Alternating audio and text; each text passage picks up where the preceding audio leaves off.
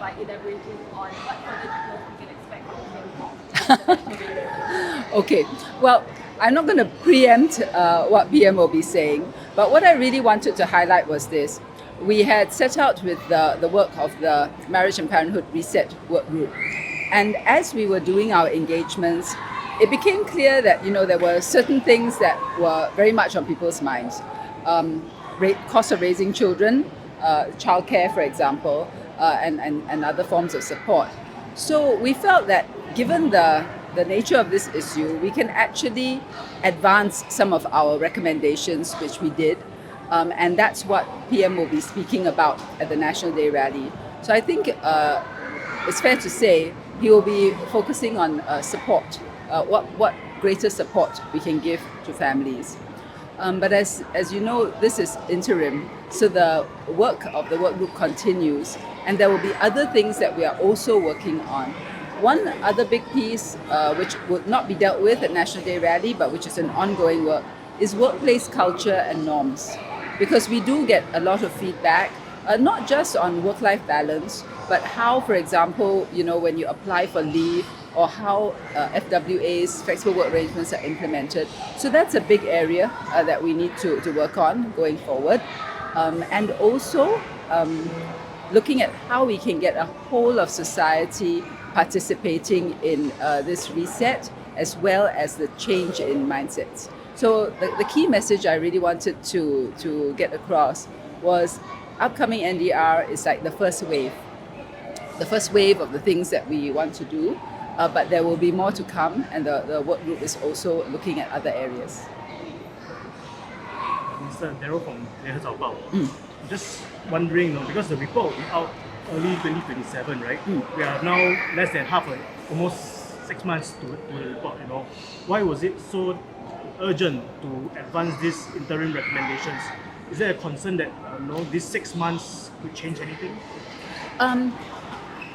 It's more, we've been looking at this issue for a while now, but of course with the new term of government, it has given us the ability to get a group of PHs to focus on this. And then of course when the TFR figures came out earlier this year, it really sharpened a focus on marriage and parenthood.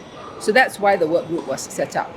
Then in response to your question, why do we come up with the interim proposals? Because some things it's like very clear to us that these are the issues on people's mind, and we do have the ability to address this.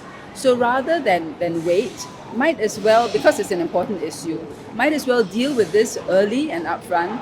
And it's actually a huge review. We're leaving no stone unturned, and there are many other things that we have to look at. So we thought better to come up with these early, signal them early, and then after that we can focus on the other areas. And of course, as I mentioned earlier, you have also seen the figures for the marriages in the last year.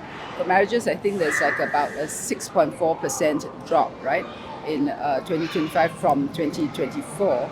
And that will, because obviously in the Singapore context, people have children in the context of marriage. So if you have fewer marriages, it basically means there will be fewer children. So we think that it is better to step up our efforts, and those that we can do early, we do early. Those that take a bit longer, then we will take as much time as we need to do those properly. Just a short follow-up. Were these recommendations from the work group itself, or are they actually policies that the government has already been exploring and studying previously? Well, it's a combination, because we have had feedback on various things over the years. But once you have a concentrated work group, and the composition of the work group was quite deliberate. You can see we've got those from MOM, we've got MOH, MOM because obviously workplace, MOH because there's maternal health, fertility, MOE because there's education, stress, MOF obviously because MOF looks at finances, and we are able through the budgets to provide support, and MSF, which looks after family, women, children. So we have a very broad representation, and that allowed us, I think, to put all the, shall we say, the energy and resources and focus that were needed, and that's the value of having the work group. Thank you. Prime Minister Alicia from Straits. Mm-hmm. So in your speech earlier, you mentioned that there were a few areas where there was clear consensus to implement immediate measures. So just want to clarify, is workplace issues one of them, and what were some of the other areas where there was a clear consensus? Workplace issues definitely one of the areas where there's a clear consensus that it needs to be tackled. But workplace issues also, I think, needs quite a bit of time because we are trying to balance the interests and the concerns of the employers as well as the concerns and interests of the employees. And what we're really after is a win-win solution. In order to be able to do that well, you need progressive, enlightened employers. You need good HR, not just HR policies, but good HR professionals. And your line managers and your supervisors are important. Because when you ask for leave, let's say you're asking for shared parental leave, if your line manager is empathetic, happy for you that you have a child, it makes it so much easier. If your line manager approves it but is busy frowning at you and like, okay, when are you going to come back? You get that sense, right, that even though you're entitled to this, it's like an imposition, and that sends a very different signal.